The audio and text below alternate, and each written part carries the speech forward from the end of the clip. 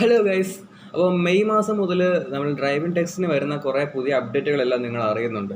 അപ്പോൾ അതായത് നമുക്ക് പഴയ പോലെ മാത്രം എടുത്താൽ കഴിയില്ല. അതിന് പകരം ഒരു കയറ്റത്തുകൊണ്ട് ചവിട്ടി നിർത്തിയെടുക്കുക, അതുപോലെ ഒരുപാട് പാർക്ക് ചെയ്ത് കാണിക്കുക, റിവേഴ്സ് പാർക്ക് ചെയ്യുക, അങ്ങനെ ഒരുപാട് കാര്യങ്ങൾ കൊണ്ടുവരുന്നുണ്ട്. അതുപോലെ തന്നെ അത് വളരെ നല്ല കാര്യം തന്നെയാണ്, മോശമാണെന്നൊന്നും പറയുന്നില്ല. അതുപോലെ ഡ്രൈവിംഗ് സ്കൂളുകാരുടെ വണ്ടിയിൽ GPS ഘടിപ്പിക്കണം, അതുപോലെ അകത്ത് ക്യാമറ വയ്ക്കണം, അതുപോലെ തന്നെ ഒരുപാട് കാര്യങ്ങൾ പറയുന്നുണ്ട്. അപ്പോൾ എൻ്റെ ഒരു ഡൗട്ടല്ല, ഒരു ആശയം ആശയക്കുഴപ്പം എന്ന് പറയുന്നത്, ഇപ്പോൾ എല്ലാ ഡ്രൈവിംഗ് സ്കൂളുകാർക്കും ഇത്രയും ഡെവലപ്പായ ഒരു ഗ്രൗണ്ടോ കാര്യങ്ങളോ ഇല്ല. എല്ലാവരും ഏതെങ്കിലും അടുത്തുള്ള സ്കൂൾ ഗ്രൗണ്ട്, അമ്പലത്തിൻ്റെ ഗ്രൗണ്ട്, അതുപോലെ അങ്ങനെയുള്ള ഏതെങ്കിലും സ്ഥലത്താണ് നമുക്ക് ഡ്രൈവിംഗ് പഠിപ്പിക്കുന്നത്. അങ്ങനെ വരുന്ന സമയത്ത് ഇതുപോലെയുള്ള ഗ്രൗണ്ട് ഒരുക്കി ചെയ്യണം. കാരണം ഒരു കയറ്റത്ത് കൊണ്ട് ചവിട്ടി നിർത്തി ഏതെങ്കിലും റോഡിൻ്റെ കയറ്റത്ത് കൊണ്ട് ചവിട്ടി നിർത്തിയിട്ട് എടുക്കാൻ ചാൻസ് കുറവാണ്. കാരണം പബ്ലിക് റോഡാണ്, വേറെ വണ്ടികളും കാര്യങ്ങളും വരും. അപ്പോൾ ഇതിന് വേണ്ടി സെപ്പറേറ്റ് ഒരു ഗ്രൗണ്ട് ഡ്രൈവിംഗ് സ്കൂളുകാർ ഒരുക്കിയെടുക്കുക, അങ്ങനെ ഒരുപാട് പരിപാടീസ് ഉണ്ട്. അപ്പോൾ ഇത്രയും കാര്യങ്ങൾ ചെയ്യുമ്പോൾ ഇപ്പോൾ ആവറേജ് നോർമലി ഒരു ഡ്രൈവിംഗ് വിദ്യാർത്ഥിയുടെ നിന്ന് വാങ്ങുന്ന ഫീസ് എന്ന് പറയുന്നത് 9,000-ന് മുകളിലോട്ടാണ്. ഏറ്റവും കുറഞ്ഞ ഞാൻ തിരക്കെടുത്തൊക്കെ 9,000, 10,000, 11,000 അങ്ങനെ പോകുന്നുണ്ട്.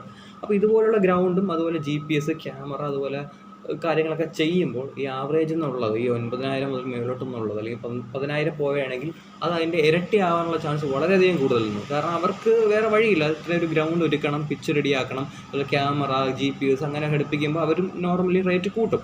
ഒരു 10,000 എന്നുള്ളതൊരു ചിലപ്പോൾ 15,000, 16,000 ഒക്കെ ആവാം ഒരു കാറിൻ്റെ ഡ്രൈവിംഗ് ലൈസൻസ് എടുക്കുന്നതിന്.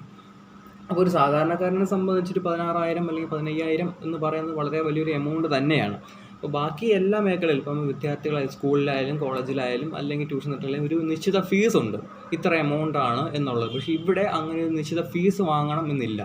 ഡ്രൈവിംഗ് സ്കൂളുകാർക്ക് അങ്ങനെ അതിനെക്കുറിച്ച് എനിക്കറിയില്ല. ഇനിയിപ്പം ഏതെങ്കിലും അവരുടെ അസോസിയേഷനോ അല്ലെങ്കിൽ സംഘടനയോ പറയുന്നുണ്ടാകും ഇത്രയായിരിക്കും ഫീസ്, അതെനിക്കറിയില്ല, തെറ്റാണെങ്കിൽ ക്ഷമിക്കുക. അപ്പോൾ അതിനെക്കുറിച്ച് ക്ലാരിറ്റി വേണം. കാരണം ഒരു ഇത്രയും അപ്ഡേറ്റ് ആയാലും ഒരു ഡ്രൈവിംഗ് ലൈസൻസ് എടുക്കുന്ന വ്യക്തി കൊടുക്കേണ്ട ഫീസിനെ സംബന്ധിച്ച് ഒരു ധാരണ വേണം. അപ്പോൾ എനിക്കതിനെക്കുറിച്ച് അറിയില്ല, അതുകൊണ്ടാണ് ഞാൻ ചോദിക്കുന്നത്. ആരെങ്കിലും അറിയാമെന്നുണ്ടെങ്കിൽ ജസ്റ്റ് നിങ്ങളൊന്ന് കമൻറ്റ് ചെയ്യും, ഇത്രയാണ് നോർമലി ആണ്, അല്ലെങ്കിൽ അവരുടേതായ ഒരു സർക്കുലറിൽ ഇത്ര ഫീസ് വാങ്ങണം എന്നുണ്ടെങ്കിലും കൊണ്ടുപോകുന്നത് എനിക്കറിയില്ല. അപ്പോൾ ഇത്രയും അപ്ഡേറ്റുകൾ വരുമ്പോൾ ഓട്ടോമാറ്റിക്കലി അവരും അവരുടെ ഫീസ് സ്ട്രക്ചർ കൂട്ടാനുള്ള ചാൻസ് വളരെ കൂടുതലാണ്.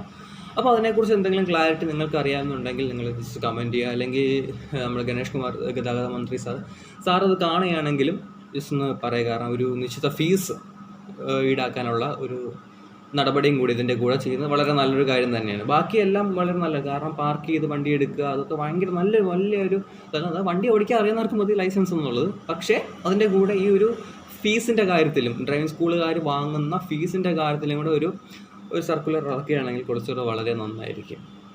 Thank you.